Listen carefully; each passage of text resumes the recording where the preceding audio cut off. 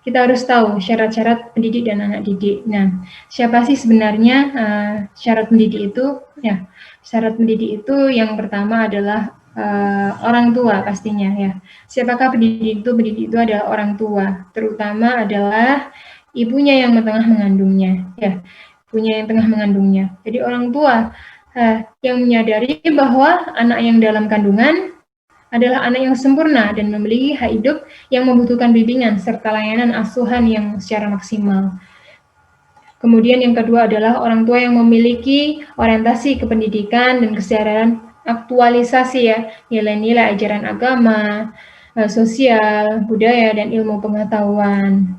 Kemudian orang tua yang memiliki konsep ya dan tujuan pendidikan anak dalam kandungan. Jadi orang tua harus memiliki konsep dan tujuan. Nah, pendidikan anak dalam kandungan nanti seperti apa. Jangan sampai dibiarkan begitu saja, ya. Karena kita harus kembali lagi ke tahap persiapan tadi, yaitu planning makro dalam rumah tangga, yaitu pasangan suami istri harus sama-sama memiliki visi yang misi dan sama dalam tujuan berumah tangga. Nah, salah satu memang keinginannya adalah untuk memiliki keturunan, yaitu anak yang soleh atau solihah seperti itu. Maka dari hal tersebut, nah bisa di breakdown. Nah, dari visi misi tersebut, hal-hal apa yang nanti harus saya lakukan kepada anak saya seperti itu. Ya. Nah, kemudian yang keempat yaitu orang tua mengetahui dan menguasai bidang penguatan materi yang akan diajarkan kepada anak dalam kandungan. Ya, jadi memang pendidikan anak dalam kandungan ini masih jarang ya, masih jarang sekali dipahami oleh kebanyakan masyarakat seperti itu. Dan pendidikan-pendidikan dalam kandungan ini memang harus benar-benar dikuasai agar nanti ketika mendidik kita sudah paham. Ketika paham maka kita bisa mengaplikasikan secara langsung, mengamalkan apa-apa yang harus saya lakukan kepada anak yang ada dalam kandungan seperti itu. Kemudian orang tua yang memahami dan mengetahui metode latihan pendidikan. Jadi memang latihan-latihan pendidikan dalam kandungan ini harus dilakukan bersinergi, yaitu ayah dan juga ibunya, bahkan keluarga yang ada di sekitarnya itu juga ikut andil dalam memberikan stimulasi pendidikan ya. Karena memang metode pendidikan salah satunya juga ada komunikasi seperti ya, ada dialog atau komunikasi. Nah, dialog ini tidak hanya dilakukan oleh ibunya saja, namun juga mungkin kakeknya, neneknya ataupun saudaranya ya, bahkan ayahnya seperti itu ya. Jadi memang lingkungan sekitar pun juga mendukung dalam proses pendidikan tersebut. Nah, kemudian orang tua yang menyadari bahwa stimulasi edukatif akan direspon positif pada anak dalam kandungan. Dan juga orang tua khususnya ibu ya yang tidak mengalami gangguan jiwa ya, gangguan jiwa karena memang harus memang ibu hamil ataupun ibu yang sehat seperti itu ya. Bayangkan kalau misalkan dengan gangguan jiwa pasti akan susah memberikan stimulasi pendidikan karena memang syarat pendidiknya pun sudah tidak sesuai seperti itu. Memang harus ibu yang sehat, paham akan apa yang harus saya didik kepada anak saya seperti itu. Nah, maka dari itu adalah tentang syarat seorang pendidik ya. Jadi dari hal yang saya sebutkan, mulai dari menguasai materi, menguasai bagaimana latihan, mengetahui tujuan visi misi dalam rumah tangga, itu adalah syarat dari seorang pendidik seperti itu ya, agar sama-sama memiliki mindset yang sama. Nah, seperti itu. Jadi tidak sampai melebar ke sana kemari seperti itu. Kemudian selain dari syarat pendidik yaitu syarat anak yang dididik ya. Jadi siapa sih anak yang dididik ya? Yang pasti adalah janin yang ada dalam kandungan ya, seperti itu ya. Janin yang ada dalam kandungan. Nah, anak yang dalam kandungan ini adalah anak yang tumbuh secara normal dalam usia kehamilan awal sampai akhir seperti itu. Kemudian juga anak yang dalam kondisi yang sehat seperti itu, baik psikisnya maupun fisiknya. Nah, seperti itu ya. Itu anak yang atau janin dalam kandungan sebagai salah satu syarat seperti itu ya. Maka dari itu memang stimulasi ini sangat penting diberikan kepada sang anak seperti itu. Nah, Kemudian dari syarat-syarat tersebut, saya ulangi kembali bahwa syarat sebagai seorang pendidik dan juga anak yang dididik ya. Sebelum kita melanjutkan bagaimana program pendidikan janin tersebut ya. Jadi syarat-syarat ini memang harus sudah bisa terpenuhi sebelum melakukan proses pendidikan seperti itu ya. Jadi memang harus sudah bisa terpenuhi dan juga dipahami oleh kedua pasang suami istri. Nah seperti itu. Nah kemudian saya lanjutkan lagi tentang bagaimana program pendidikan janin dalam kandungan ya. Nah, jadi di sini ada program pendidikan secara khusus untuk janin ya. Kalau misalkan saya sebutkan khusus untuk janin, berarti memang hanya fokus kepada si janin itu sendiri. Kemudian kalau program umum adalah program yang kaitannya dengan faktor-faktor dari luar, yaitu faktor-faktor dari luar janin tersebut. Nah, apa saja untuk program khusus dari janin ini adalah latihan stimulasi pendidikan tahap persiapan ya. Tahap persiapan ini sebagaimana yang saya sebutkan tadi tentang bagaimana dua pasang suami istri ini tadi ya menjalankan visi misi dalam rumah tangga seperti itu, dan juga mungkin ya ketika menjalankan hubungan seksual itu juga ada salah satu doa-doanya. Nah, salah satu doa-doa ini adalah salah satu tahap persiapan ya, salah satu pendidikan tahap persiapan dalam program kehamilan seperti itu, program kehamilan untuk mendidik anak dalam kandungan seperti itu sebagai tahap stimulasi ya. Bayangkan ketika tidak berdoa maka hal ini akan sangat riskan ya.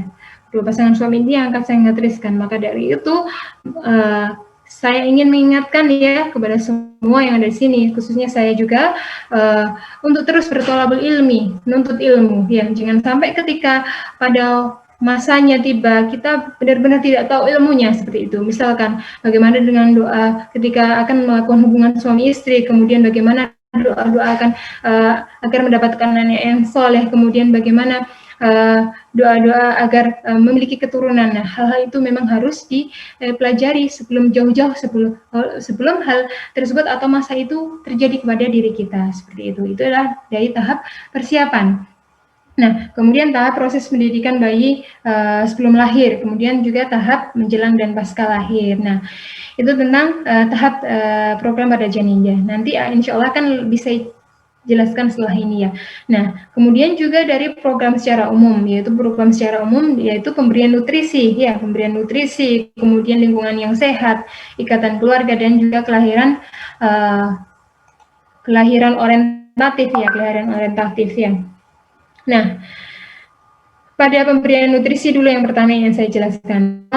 Pemberian nutrisi ini harus yang sangat ditekankan adalah makanan yang halal dan toyib serta makanan yang bergizi. Karena memang kenapa? Ketika seorang ayah memberikan makanan yang haram, maka ini akan memblokade bagaimana doa-doa nanti ketika dipanjatkan kepada Allah, maka akan tertutup seperti itu, yang tertutup susah untuk dikabulkan oleh Allah seperti itu. Maka sang ayah harus memberikan nafkah yang halal kepada istri dan anak-anaknya. Kemudian sang istri pun juga harus bisa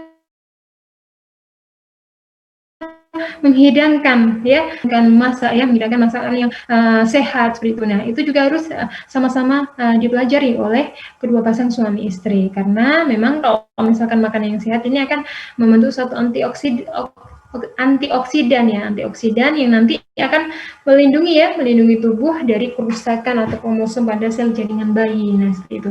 Apalagi ketika masa kehamilan ya, langkah sangat bagus ya mengonsumsi makanan-makanan yang sehat seperti itu, dan hindari makanan-makanan yang pengawet, kemudian instan, dan juga makanan-makanan yang bisa membuat kecacatan pada janin ataupun bayi yang sedang dalam kandungan. Maka memang pemberian nutrisi ini sangat penting seperti itu, sangat penting diberikan oleh janin, karena ini adalah salah satu faktor dari proses pendidikan itu sendiri seperti itu. Nah, kemudian yang kedua yaitu tentang lingkungan yang sehat untuk ibu hamil ya.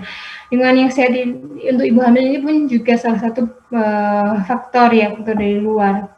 Maka dari itu ibu hamil ini harus kurangi debu dari polutan, kemudian hindari dari produk-produk yang berbahaya, gunakan air bersih ya untuk memasak, kemudian makan ataupun minum, dan juga hindari dari kebisingan ya, Salah satu memang yang saya sebutkan adalah kebisingan. Kenapa? Nanti ketika proses melakukan stimulasi, ibu hamil salah satu waktu ya, waktu yang sangat dianjurkan oleh ibu hamil yang akan atau sedang memberikan program pendidikan janin adalah diantaranya adalah ibu hamil ini harus dalam kondisi yang nyaman, seperti itu ya, kondisi yang nyaman. Jangan sampai di lingkungan sekitarnya ini dalam kondisi yang bising, karena ini nanti akan mengaruhi dari proses pendidikan janin, seperti itu.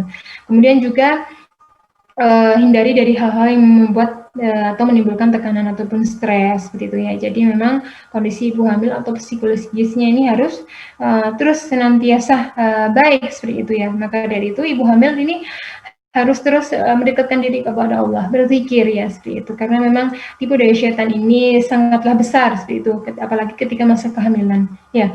Karena ibu hamil ini mudah mengalami keluhan mulai dari awal kehamilan karena adanya peningkatan hormon yaitu HCG ya, itu ibu hamil biasanya mual, muntah di pagi hari, seperti itu. Nah, itu menyebabkan ibu hamil jadi lemah, lesu, nah seperti itu ya. Apalagi nanti bisa menurunkan kualitas ibadahnya, nah seperti itu. Nah, disitulah nanti tipu daya syaitan atau syaitan ini memberikan celah-celah yang masuk dari sana. Maka dari itu memang ibu hamil ini harus senantiasa untuk menguatkan yaitu dirinya, baik itu rohaniahnya maupun fisiknya.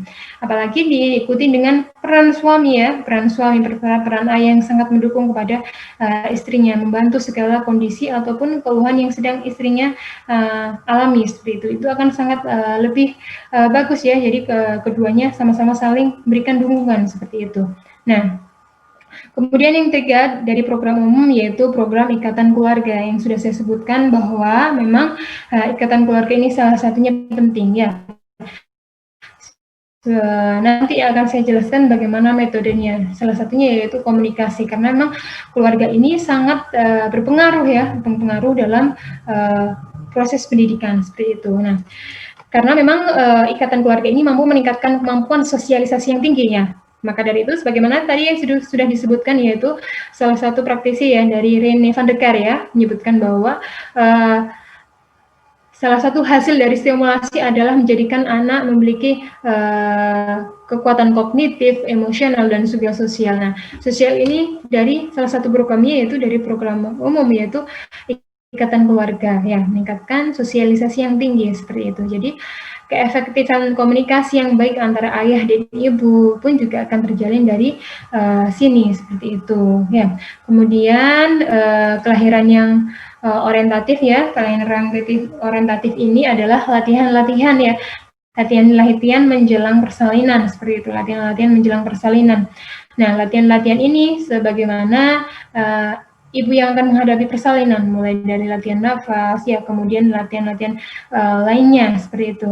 Nah, ini pun juga menjadi salah satu program, yaitu program pendidikan janin dalam kandungan, seperti itu. Nah, kemudian yang kedua yaitu latihan yang dilakukan kerjasama dengan pihak pasangan ataupun ayah. Jadi memang ketika menghadapi proses persalinan, sang ayah itu pun juga harus ikut mendampingi, karena memang di fase keluarnya bayi ini, ibu hamil, ibu bersalin ini akan sangat rentan dengan adanya tipu daya syaitan dengan bisikan-bisikan ya, seperti itu ya. Karena saya sering menemui ya ibu-ibu hamil ya, ibu-ibu bersalin ya, ibu bersalin bahwa ketika tidak ada support dari pasangannya, mudah drop, mudah turun ya, turun semangatnya. Apalagi karena memang ibu yang sedang bersalin ini tengah mengalami yang namanya kontraksi. Salah satu tanda bahwa si janin ini mau lahir, seperti itu. Nah, kontraksi ini hanya dirasakan oleh ibu yang akan menghadapi persalinan baginya. Mungkin di sini para ummahat yang sudah mengalami proses persalinan sudah mengetahui ya bagaimana proses persalinan ya. Masya Allah, luar biasa ya.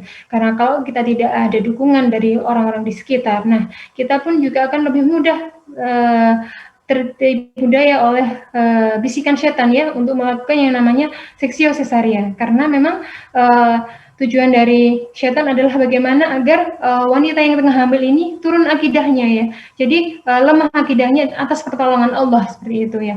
Jadi memang daripada saya merasakan sakit, lebih baik saya SC, seperti itu. Nah, jangan sampai hal itu terjadi ya, jangan sampai hal itu terjadi. Karena memang salah satu dari perjuangan dari rasa sakit ini agar kita sebagai ummahat yang sedang mengalami proses persalinan, agar Allah angkat derajatnya, ya Allah angkat derajatnya di akhirat dengan rasa sakit ini ya. Kemudian juga Allah akan memberikan ridhonya ya, ridhonya ketika anak nanti lahir menjadi anak yang soleh atau soleh seperti itu ya. Jadi memang ketika proses kelahiran ini harus keduanya harus saling-saling mendukung satu sama lain ya.